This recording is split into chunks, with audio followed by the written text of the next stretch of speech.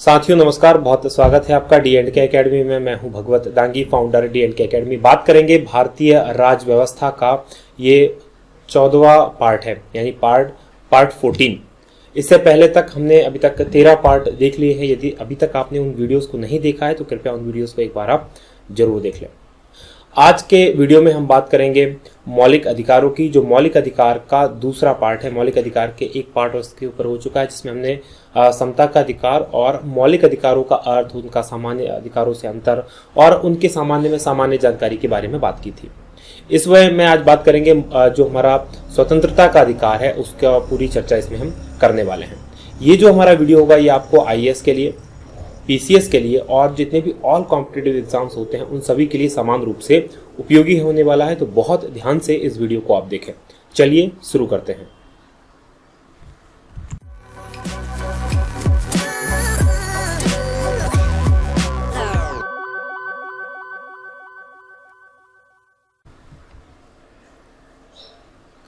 बात करेंगे सबसे पहले स्वतंत्रता के अधिकार की, कि स्वतंत्रता का अधिकार आखिर होता क्या है। हमारा जो मौलिक अधिकार है उसके अंदर अनुच्छेद 19 में जो है भारत के जो नागरिक हैं, उसके अलावा जो भारत के अंदर जो नागरिक हैं उन लोगों को 6 प्रकार के अधिकार प्रदान किए गए हैं। ठीक है, तो सभी नागरिकों को ध्यान दीजिएगा। यहाँ पर जो अनुच्छेद 19 है उसका पहला जो खंड है वो कहता है कि सभी नागरिकों को मतलब ये केवल नागरिकों को प्राप्त है। ये अनुच्छेद 19 के अंतर्गत जितने भी स्वतंत्रता के अधिकार हैं नागरिकों के अलावा ये किसी और को प्राप्त नहीं है। सभी नागरिकों को वाक स्वातंत्र और अभिव्यक्ति स्वातंत्र का मतलब बोलने की आजादी और उनके विचारों को अभिव्यक्त करने की आजादी की स्वतंत्रता है। फिर शांतिपूर्वक निरायुध सम्मेलन करने की आजादी या फिर स्वतंत्रता उनको मिली हुई है। वो चाहे तो शांतिपूर्वक निरायुध होकर यानी बिना हथियारों के लिए सम्मेलन कर सकते हैं। तीसरी है संगम या संघ बनाने की आजादी। संगम या संघ बनाने की आजादी से आशय ये होता है कि वो कोई कंपनी स्टार्ट कर सकते हैं, कोई साझेदारी स्टार्ट कर सकते हैं, कोई फर्म बना सकते हैं। तो ये सारी आजादी, कोई राजनीतिक पार्टी बना सकते हैं, ये आजादी इसमें मिली हुई है। अगला है भारत के राज्य क्षेत्र के अंदर सर्वत्र अबाध संचरण का अधिकार इसके अंदर है। अबाध संचरण से मतलब है भारत का जो राज्य क्षेत्र है, भारत की जो यूनियन टेरिटरी है, भारत की जो टेरिटरी है, जो सीमा है, उसके अंदर कोई भी व्यक्ति कहीं पर भी बिना किसी रोक टोक के आ जा सकता है। अगला है भारत के राज्य क्षेत्र के किसी भाग में निवास करने और बस जाने के स्वतंत्रता, यानी कोई व्यक्ति भारत के किसी भी क्षेत्र में जाकर निवास कर सकता है, वहां बस सकता है। तो ये स्वतंत्रता मिली हुई है। और एक संपत्ति का अधिकार हुआ करता था, 7 हुआ करता था, लेकिन ये संपत्ति का अधिकार है, इसे 1978 में जो 44वां संविधान संशोधन हुआ उसके अंदर डिलीट कर दिया गया। तो अब इस तरह से कुल 6 बचे। जो 6वां है, कोई वृत्ति, आजीविका, व्यापार या कारोबार करने का अधिकार होगा, यानी कि कोई व्यक्ति किसी भी प्रकार की आजीविका कर सकता है, कोई काम कर सकता है, उसे रोका नहीं जाएगा। तो इस तरह से कुल 6 प्रकार की स्वतंत्रताएं हैं। पहली बोलने या विचार व्यक्त करने की, दूसरी शांतिपूर्वक सम्मेलन करने की, तीसरी कोई संघ बनाने की, चौथी भारत के राज्य क्षेत्र में अबाध संचरण की मतलब कहीं भी आने जाने की, 5वीं है कहीं भी रहने की और 6वीं है कोई भी व्यापार करने की। जो 7वीं थी संपत्ति का अधिकार, अब उसको उठाकर 300 का अनुच्छेद 300 का में सिर्फ एक कानूनी अधिकार बना दिया है। संपत्ति का अधिकार अब मौलिक अधिकार नहीं रहा। चलिए अब देखते हैं हम एक एक अधिकार जो हमको दिया गया है उसकी थोड़ी सी विस्तार से बात करते हैं। पहली है वाक स्वतंत्रता और अभिव्यक्ति की स्वतंत्रता का अधिकार। मतलब हमारे यहाँ किसी व्यक्ति को बोलने की आजादी है और वो जो अपनी विचार जो है जिनको वो एक्सप्रेस करना चाहता है, जो बताना चाहता है, उसकी भी उसे पूरी तरह से आज़ादी दी गई है कि वो अपनी बातों को कह सके। अपनी बातें जो है वो किसी भी माध्यम से, चाहे वो प्रिंट के माध्यम से हो, चाहे वो चित्रों के माध्यम से हो, चाहे वो बोलने के माध्यम से, वो किसी भी माध्यम से अपनी बात को वो रख सकता है। अच्छा, वाक और अभिव्यक्ति की स्वतंत्रता के अंतर क्या क्या आता है, ध्यान दीजिएगा। यहाँ पर वाक और स्वतंत्रता की अभिव्यक्ति सिर्फ संविधान में इतना ही दिया है कि किसी व्यक्ति को बात करने की और विचार व्यक्त करने की स्वतंत्रता होगी। लेकिन क्योंकि जो संविधान है उसके निर्वचन मतलब संविधान क्या कहता है उसका अधिकार मिला है सुप्रीम कोर्ट को। और तो जो न्यायपालिका ने विभिन्न समय पर जो निर्णय दिए, उन निर्णय के आधार पर इसमें बहुत सारी चीजें इंक्लूड होती चली गई। तो क्या क्या चीजें इसके अंदर इंक्लूड है उनको हम देखेंगे। तो इसके अंदर एक तो प्रेस की स्वतंत्रता इंक्लूडेड है कि प्रेस जो है बिना सेंसरशिप के जो चीजें हैं अपनी प्रिंट कर सकती हैं, छाप सकती हैं, या इलेक्ट्रॉनिक मीडिया जो है छाप सकती हैं, आंखों देखा हाल दिखा सकती हैं। तो ये सारी आज़ादी इसके अंतर्गत है। दूसरी है जानने की आज़ादी, जिसमें की सूचना का अधिकार जो लाया गया है वो इसके अंदर है।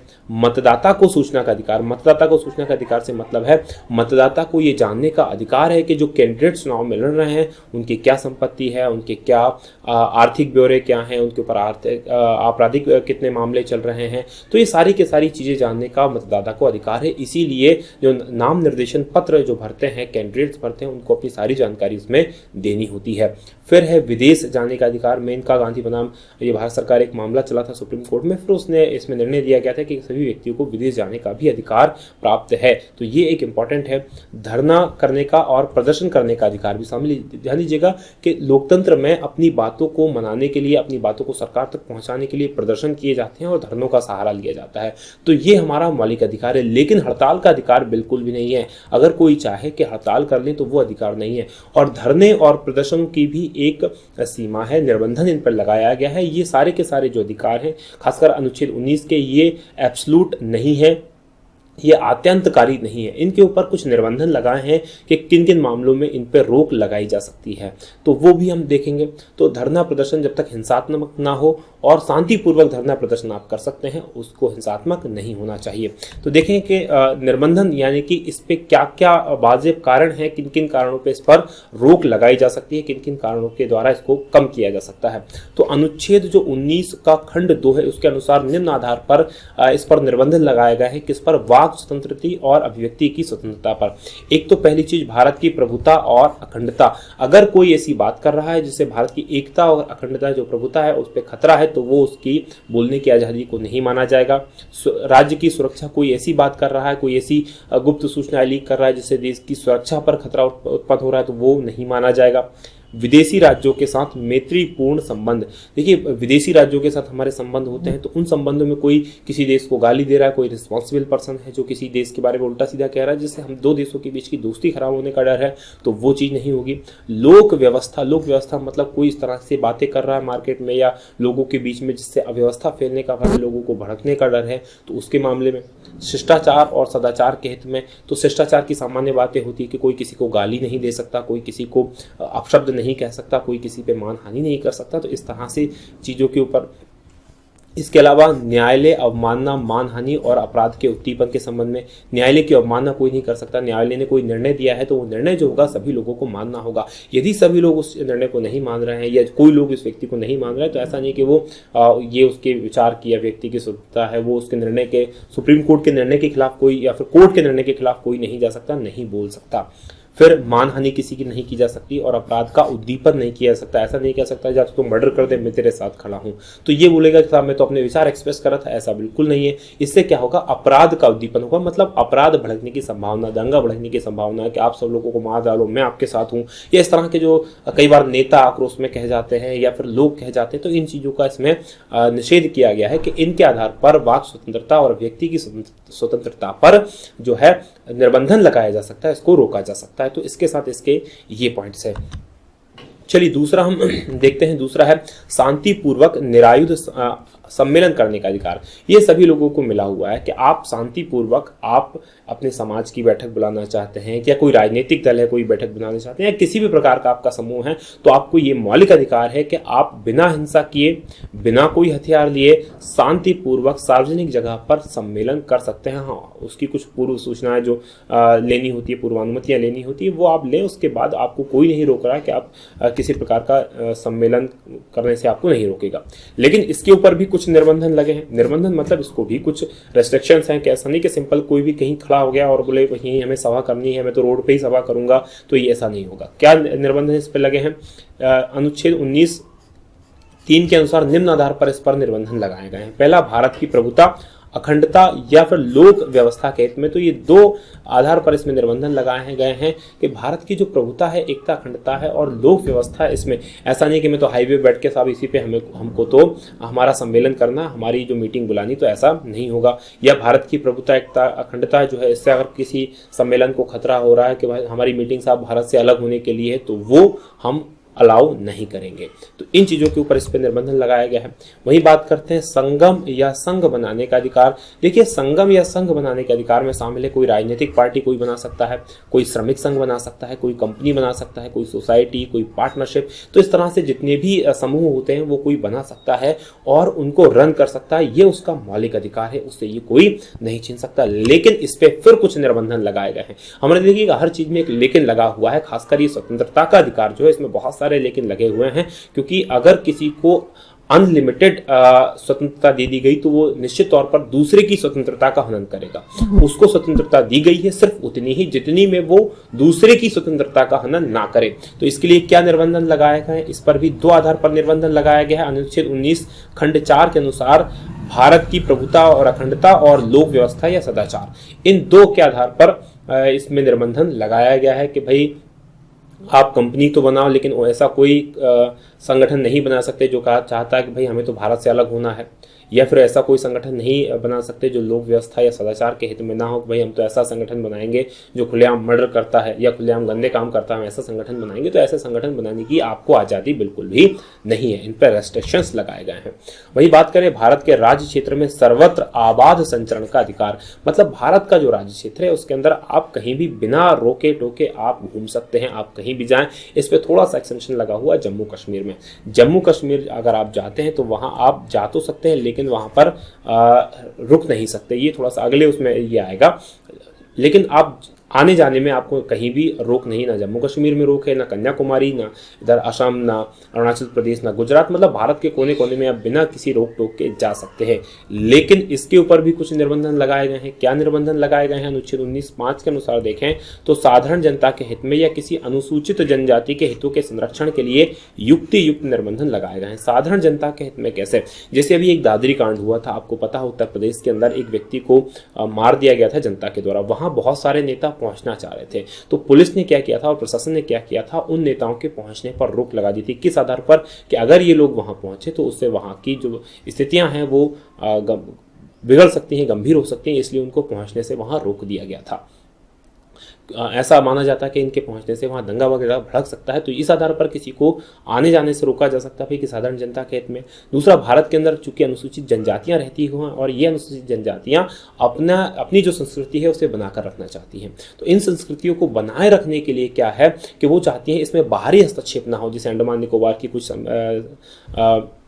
जनजातियां, मध्य प्रदेश का जो पातालकोट जगह है, पातालकोट जगह, वहां पर भी कुछ ऐसी जनजातियां निवास करती हैं। भारत के विभिन्न हिस्सों में बहुत सारी ऐसी जनजातियां निवास करती हैं जो कि नहीं चाहती कि उनके जो सांस्कृतिक जीवन है, उनका जो जीवन है, उसके अंदर कोई भी बाहरी तत्व आकर मिले, इसलिए वहां पर लगाया जा सकता है कि आप वहां पर नहीं जा सकते। अगला जो इंपॉर्टेंट टॉपिक है वो है भारत के राज्य क्षेत्र के किसी भी भाग में निवास करने और बस जाने का अधिकार।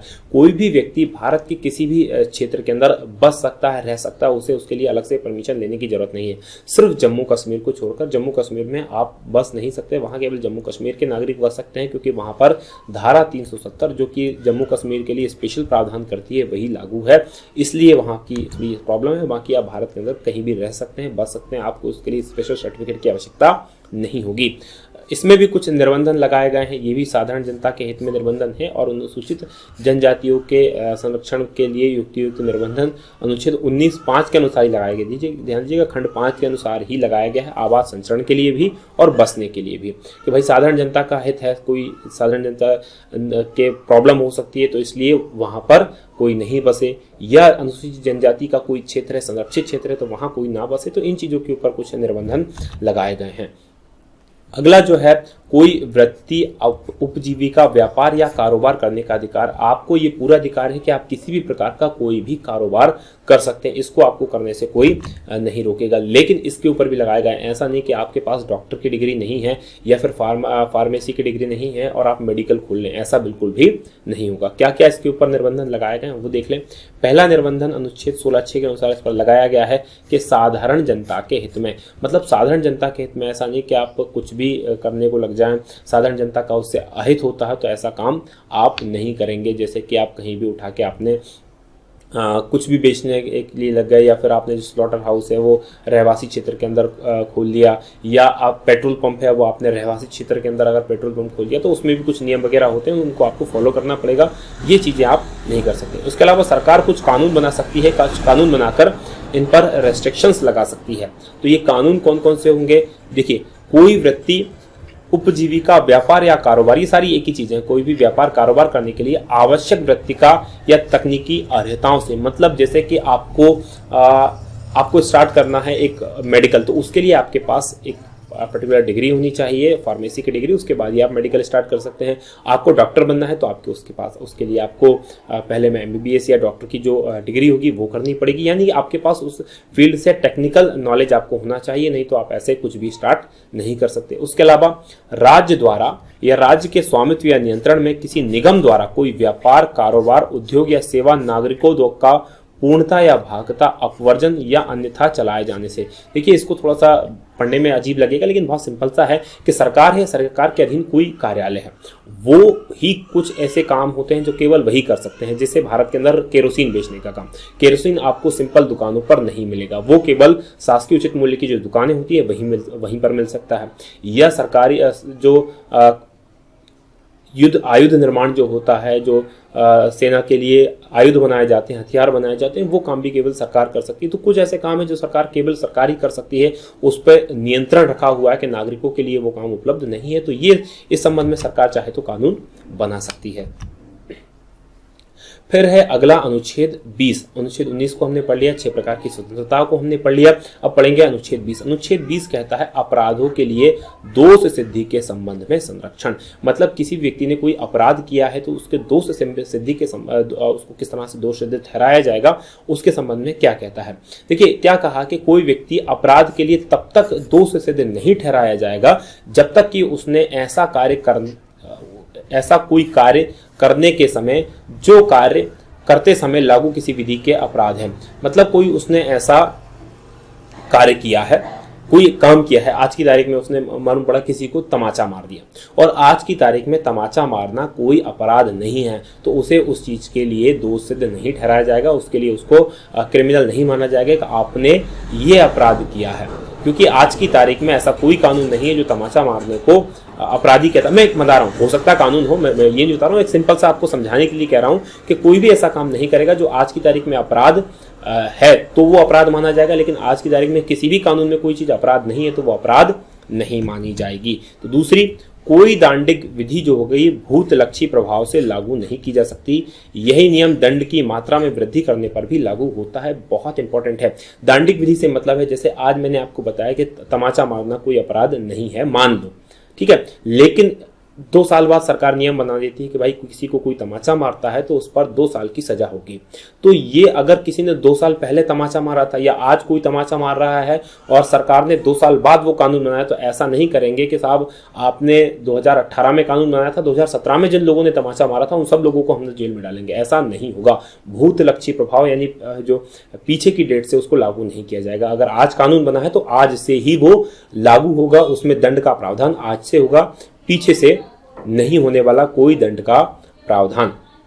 फिर यही जो नियम होता है दंड की मात्रा में वृद्धि करने पर भी लागू होता है। जैसे आज किसी अपराध करने की सजा 1 साल है, मान लीजिए आज किसी ने चोरी की और चोरी करने की सजा है 1 साल, तो उसको ऐसा नहीं किया जा सकता कि 6 महीने बाद सरकार ने उसमें अमेंडमेंट कर दिया, बोले साहब अब अगर किसी ने चोरी की है तो उसकी सजा होगी 5 साल। तो ऐसा नहीं करेगा किसी ने 6 महीने पहले या वो कानून बनने से पहले चोरी की थी, आज जिसने चोरी की थी तो 6 महीने बाद वो कानून लग गया कि साहब अब 1 साल होगी, तो उसे 1 साल की सजा नहीं मिलेगी, उसे वही सजा मिलेगी जो उसने चोरी करते समय, जब उसने वो अपराध किया था उस समय जो कानून में प्रावधान था, जितनी सजा का प्रावधान था वो मिलेगी, उसे बढ़ी हुई सजा नहीं मिलेगी। लेकिन इसमें एक पॉइंट है, पॉइंट ये है कि यदि आज से 6 महीने बाद उस अपराध की सजा कम कर दी जाती है, जैसे आज किसी काम को करने की सजा, किसी अपराध को करने की सजा 1 साल है, लेकिन जस्ट 6 महीने बाद ये कर दिया जाता है कि नहीं साहब अभी इस काम को करने की सजा मात्र 1 साल होगी, 6 महीने होगी, तो क्या किया जा सकता है, उसको वो कम सजा मिलेगी। ध्यान दीजिएगा, बढ़ी हुई सजा नहीं मिलेगी अगर सजा बढ़ती है, लेकिन अगर सजा कम होती है तो वो कम सजा मिलेगी, ना कि वो जो पहले बढ़ी हुई सजा अपराध किया था जो ज्यादा सजा मिलती थी वो नहीं मिलेगी। तो ये दो इंपॉर्टेंट पॉइंट है इस चीज को समझने के लिए। फिर अगला है, किसी व्यक्ति को एक ही अपराध के लिए एक बार से अधिक अभियोजित या दंडित नहीं किया जाएगा। किसी व्यक्ति ने एक बार अपराध किया, उस व्यक्ति को उसके लिए एक ही बार दंडित किया जाएगा, उसके लिए 2 बार 3 बार 4 बार दंडित नहीं किया जाएगा। और ये केवल न्यायिक कार्यवाहियों पर लागू होगा। न्यायिक कार्यवाहियां से मतलब ये है कि जो न्यायालय है उसने जो कार्यवाहियां की हैं उसके लिए लागू होगा, जो दंड वगैरह देता है उसके लिए लागू होगा। कोई विभागीय कोई कार्यवाही करता है, किसी विभागीय उसमें पकड़ा गया, कोई अनुशासिक कार्यवाही होती है विभाग के अंदर, कोई अन्य कार्यवाहियां होती है, उस पर ये लागू नहीं होगा। विभाग के अंदर किसी ने भ्रष्टाचार किया, विभाग के अंदर कोई किसी ने लापरवाही बरती, तो उन पर जो कार्यवाहियां होती है उस पर ये लागू नहीं होगा। चलिए अगली बात जो है, किसी अपराध के लिए अभियुक्त किसी व्यक्ति को स्वयं अपने विरुद्ध साक्षी होने के लिए बाध्य नहीं किया जाएगा। ऐसा नहीं किया जाएगा कि कोई व्यक्ति को खुद के खिलाफ गवाही देने के लिए बाध्य किया जाए। अगर वो मन से चाहता है, वो अपने मन से अपना अपराध कबूल करता है तो वो मान्य होगा, लेकिन जबरदस्ती उससे अपना अपराध कबूल नहीं करवाया जा सकता। इसीलिए जो नार्कोटिक्स होता है, पॉलीग्राफी टेस्ट होता है या ब्रेन प्रिंटिंग परीक्षण जो किया जाता है, इनको मनाही की गई है। लाई डिटेक्टर टेस्ट जो है ये मान्य नहीं होता है एज अ एविडेंस कोर्ट के अंदर, कि भाई ये इनको ऐसा माना जाता है कि जो व्यक्ति है उसने खुद के खिलाफ उसको गवाही देने के लिए बाध्य किया गया है, और ये ऐसा नहीं किया जा सकता। अनुच्छेद 20 के तहत तो ये लागू नहीं होंगे। अगले की बात करें, अनुच्छेद 21, प्राण और दैहिक स्वतंत्रता का संरक्षण। ये बहुत ही इंपॉर्टेंट है, बहुत छोटा सा है। इसमें क्या कहा गया है, सिर्फ इतना कहा गया है कि किसी भी व्यक्ति को उसके प्राण या दैहिक स्वतंत्रता से विधि द्वारा स्थापित प्रक्रिया के अनुसार ही वंचित किया जाएगा, अन्यथा नहीं। मतलब किसी व्यक्ति को यदि विधि द्वारा स्थापित प्रक्रिया से वंचित किया जा रहा है तो उसके लिए क्या, जो किसी को अगर किसी की प्राण दैहिक स्वतंत्रता से वंचित किया जा रहा है तो उसके लिए पहले कानून बनाया जाएगा और उस कानून के तहत ही वंचित किया जा सकता है, अन्यथा सिंपली आप उसको नहीं बन सकते। जैसे किसी को फांसी पर लटकाना है तो कोई कानून के तहत लटकाएंगे, अगर कोई कानून होगा तो, अन्यथा नहीं। अब ये जो प्राण और दैहिक स्वतंत्रता का संरक्षण है, इसके अंदर बहुत सारी चीजें शामिल है, क्योंकि संविधान के अंदर सिर्फ इतनी सी बात कही गई है, लेकिन ये बाद में जो चीजें शामिल है, ये जो कोर्ट्स है, सुप्रीम कोर्ट या हाई कोर्ट, उन्होंने जो विभिन्न निर्णय दिए उनके आधार पर उन्होंने इसमें जोड़ते चले गए। ये संविधान के अंदर नहीं लिखा कि ये सारी चीजें शामिल हैं, ये कोर्ट ने निर्वचन किया, कोर्ट ने बताया है कि ये इसमें शामिल है। संविधान के अंदर सिर्फ इतना लिखा है कि प्राण दैहिक स्वतंत्रता से विधि के द्वारा स्थापित प्रक्रिया के अनुसार ही वंचित किया जाएगा, अन्यथा नहीं, बस इतना लिखा है। देखिए क्या क्या शामिल इसमें कर लिया गया धीरे। एक तो एकांतता का अधिकार इसमें शामिल किया। एकांतता का अधिकार मतलब हर व्यक्ति को अपने एकांतता का अधिकार है, उसकी कुछ निजी चीजों को गोपनीय रखने का अधिकार है। इसमें शामिल होता है फोन टेप ना करना, किसी व्यक्ति का फोन टेप नहीं किया जाएगा।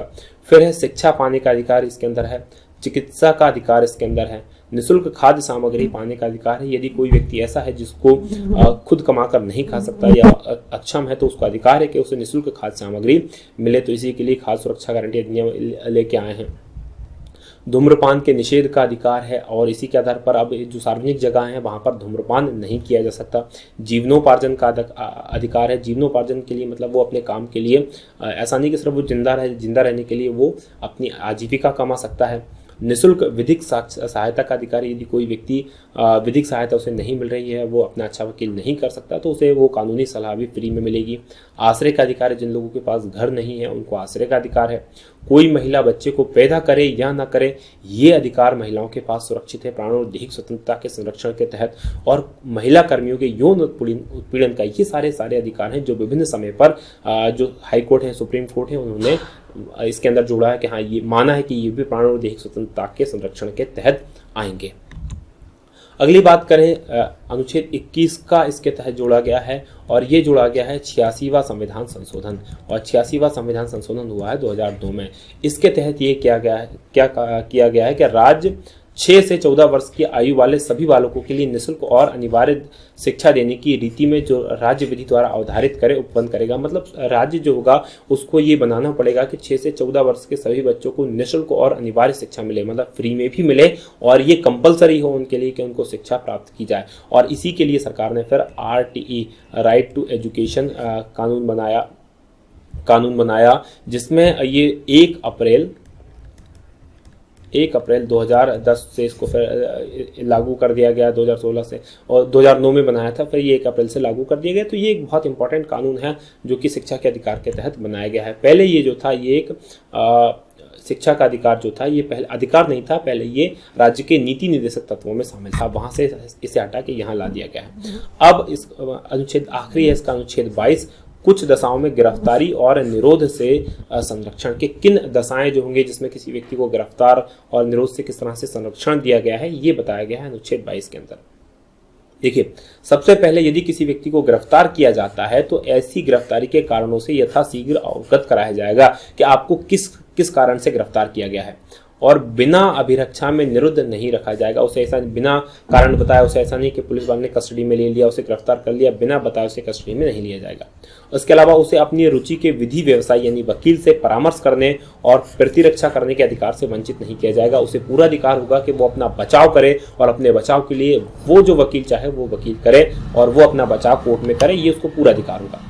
फिर दूसरी बात इसमें कही गई है कि प्रत्येक व्यक्ति को जो गिरफ्तार किया गया है, अभिरक्षा में निरुद्ध रखा गया है, गिरफ्तारी के स्थान से मजिस्ट्रेट के न्यायालय तक यात्रा के लिए आवश्यक समय को छोड़कर ऐसी गिरफ्तारी 24 घंटे की अवधि में निकटतम मजिस्ट्रेट के समक्ष पेश किया जाएगा, और ऐसे किसी व्यक्ति को मजिस्ट्रेट के प्राधिकार के बिना उक्त अवधि से अधिक अवधि के लिए अभिरक्षा में निरुद्ध नहीं किया जाएगा। इसका मतलब ये होता है कि किसी व्यक्ति को कहीं से गिरफ्तार किया, मालूम पड़ा कि ये नियम है कि किसी व्यक्ति को 24 घंटे, उसकी गिरफ्तारी से 24 घंटे के अंदर जो मजिस्ट्रेट होता है उसके पास समक्ष प्रस्तुत करना होता है। फिर उसके बाद वो मजिस्ट्रेट निर्णय करता है कि इसको पुलिस कस्टडी में रखा जाए या क्या होगा। यानी पुलिस सिर्फ 24 घंटे तक मैक्सिमम अपने पास रखती है, 24 घंटे के अंदर उसे न्यायालय के समक्ष प्रस्तुत करना आवश्यक होता है। लेकिन मालूम कीजिए कोई ऐसा अपराधी है जो भारत मध्य प्रदेश ने उसने अपराध किया था और तमिलनाडु से पकड़ा गया है, तो फिर उसके लिए पॉसिबल नहीं होगा 24 घंटे में मजिस्ट्रेट के पास लाना।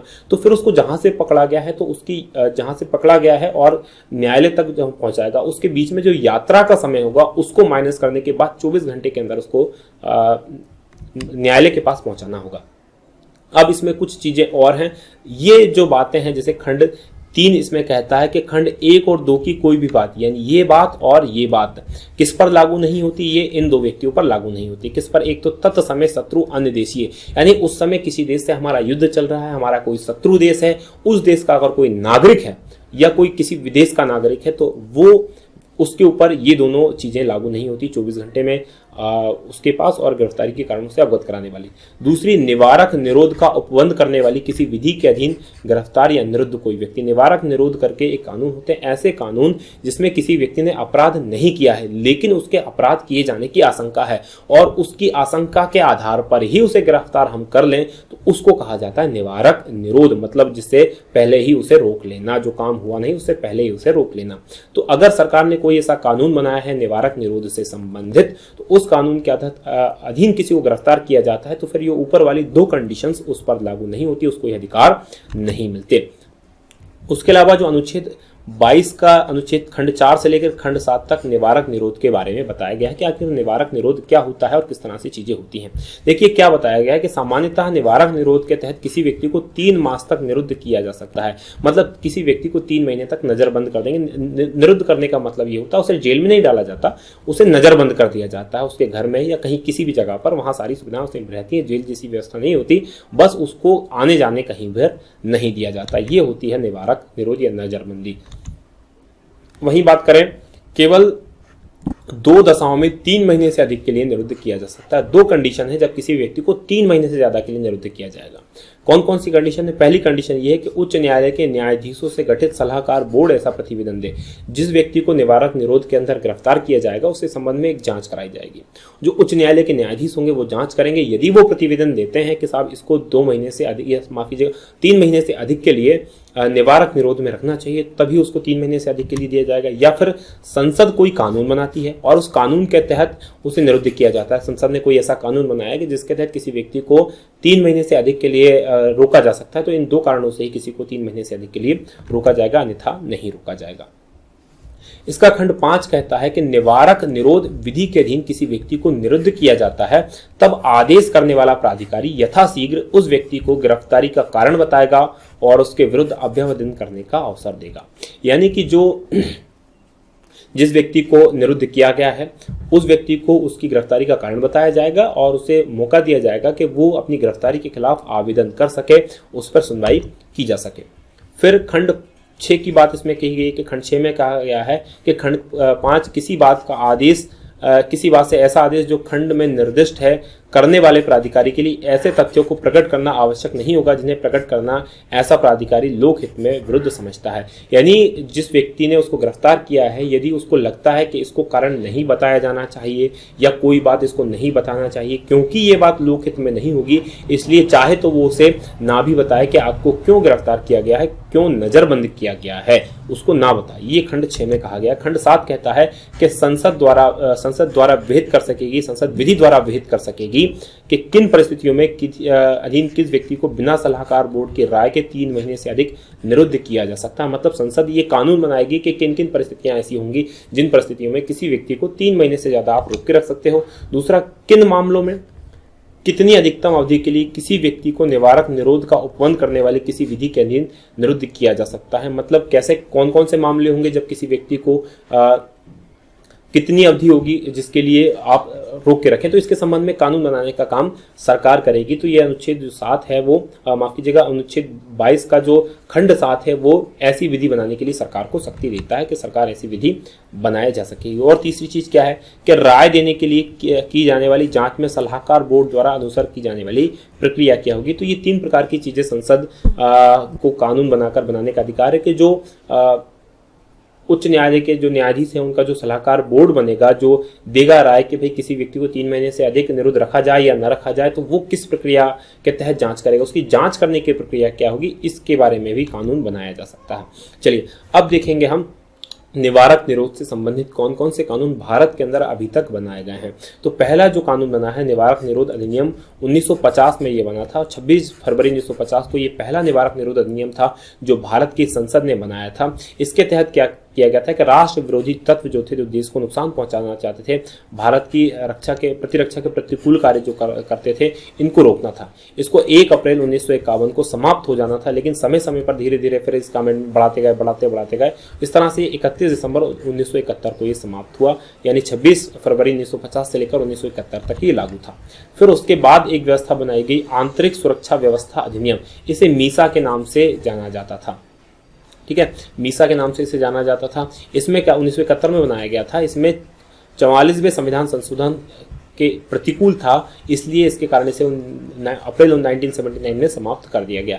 खासकर जो इमरजेंसी लगी थी उसमें इसका बहुत ज़्यादा व्यापक तरीके से प्रयोग किया गया था। 1975 से 77 तक जो इमरजेंसी लगी थी, इसमें यह व्यवस्था थी कि किसी को बिना कारण बताए कम से कम 21 माह तक किसी को भी जेल में डाला जा सकता था। उसका कोई कारण नहीं बताना, सीधे उठा के जेल में डाल दिया। तो फिर इसका बहुत ज़्यादा मिसयूज हुआ था और कई सरकारों के अंदर तो मीसा बंदियों को पेंशन भी दी जाती है। ऐसा माना जाता है कि जो उन्होंने लोकतंत्र को बचाने के लिए कार्य किया था, इसलिए उनको जेल में डाला गया था। तो मीसा बंदी जो होते हैं उनको पेंशन वगैरह दी जाती है, बहुत सारी सरकारें देती हैं, राज्य सरकारें। तीसरा है विदेशी मुद्रा संरक्षण और तस्करी निरोध अधिनियम 1974, ये अभी भी लागू है। इसमें क्या किया जाता था, इसमें पहले तस्करों के लिए नजरबंदी की अवधि 1 वर्ष थी, लेकिन 13 जुलाई 1984 को अध्यादेश द्वारा इसे बढ़ाकर 2 वर्ष कर दिया गया। यदि विदेशी मुद्रा को कोई संरक्षित करता है, उसकी तस्करी करता है अवैध रूप से, तो उसके लिए ये लागू है। चौथा है राष्ट्रीय सुरक्षा कानून या रासू का, बहुत नाम सुना होगा, पेपर में आता रहता है। तो ये अभी भी लागू है। 1980 में इसको बनाया गया था। जम्मू कश्मीर के अतिरिक्त सभी राज्यों में इसको लागू किया गया है। तो राष्ट्र के ऊपर अगर कोई गंभीर खतरा वगैरह होता है तो उसके लिए ये दिया जाता है। पांचवा जो है आतंकवादी विध्वंसकारी गतिविधियां निरोधक कानून, ये टाडा के नाम से जाना जाता था। इसमें क्या किया गया था कि निवारक निरोध व्यवस्था के अंतर्गत अब तक जो कानून बने थे उनमें सबसे प्रभावी कानून ये था, सर्वाधिक कठोर कानून था। बहुत कठोर व्यवस्थाएं इसमें थी, लेकिन 23 मई 1995 को इसको समाप्त कर दिया गया। और इसको समाप्त करने के बाद एक नया अधिनियम लाया गया, इसको नाम दिया गया पोटा। देखिए 25 अक्टूबर 2001 को लागू किया गया।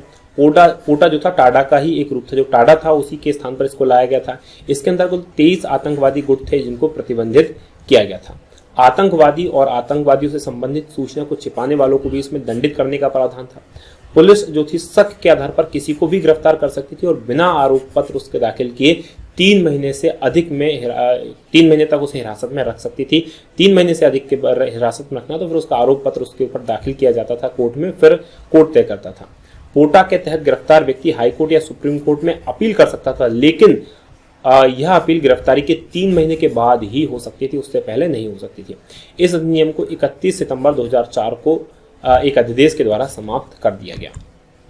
अभी जो वर्तमान में लागू है वो गैर कानूनी गतिविधि निवारण अधिनियम है 2004 के तहत इसमें ये लागू किया गया है। ये 1967 में बना था, लेकिन पोटा के बाद 2004 में से जब पोटा समाप्त हो गया उसके बाद अध्यादेश द्वारा 21 सितंबर 2004 को लागू किया गया। इसमें क्या होती है, जो राष्ट्र विरोधी काम होते हैं उसमें शामिल लोगों के लिए मृत्युदंड का प्रावधान किया गया है। तो ये जो निवारक निरोध कानून है, वैसे तो ये जो प्रजातांत्रिक जो देश है वहां पर इस तरह की व्यवस्था नहीं है, केवल भारत में यह व्यवस्था है और अमेरिका में राष्ट्रपति की सहमति से इस तरह की कुछ व्यवस्थाएं हैं, लेकिन भारत में तो इनको संविधान में रखा गया है निवारक निरोध कानून को, क्योंकि भारत इतना विविधताओं भरा देश है, इतना बड़ा देश है, इतने सारे लोग धर्म संस्कृति संप्रदाय के लोग रहते हैं, तो उन चीज़ों को देखने के लिए थोड़ा सा इस तरह के कानून की आवश्यकता होती है ताकि जो भारत की एकता और अखंडता है उसको सुनिश्चित किया जा सके। तो ये था हमारा स्वतंत्रता का अधिकार। अगले वीडियो में हम शोषण के विरुद्ध अधिकार और धार्मिक स्वतंत्रता के अधिकार के बारे में चर्चा करेंगे। यदि आपको ये वीडियोस हमारा पसंद आए तो आप इसे लाइक जरूर करें, साथ में शेयर करें अपने दोस्तों के साथ और कमेंट करके हमें ज़रूर बताएं कि आपको हमारा ये प्रयास कैसा लग रहा है। यदि अभी तक आपने हमारे चैनल को सब्सक्राइब नहीं किया तो यहाँ पर आप क्लिक करें और इस चैनल को सब्सक्राइब कर लें। यहाँ पर मैं आपके लिए और 2 वीडियोस डाले दे रहा हूँ, आप इन वीडियोस को देखें और इस सीरीज़ के सारे वीडियोस को देखें। हम आपके लिए इसी तरह से और वीडियोस बनाते रहेंगे। आप देख रहे थे DNK अकेडमी, जो है नंबर 1 GK चैनल। आज की बात यही समाप्त। बहुत बहुत धन्यवाद। जय हिंद, जय भारत।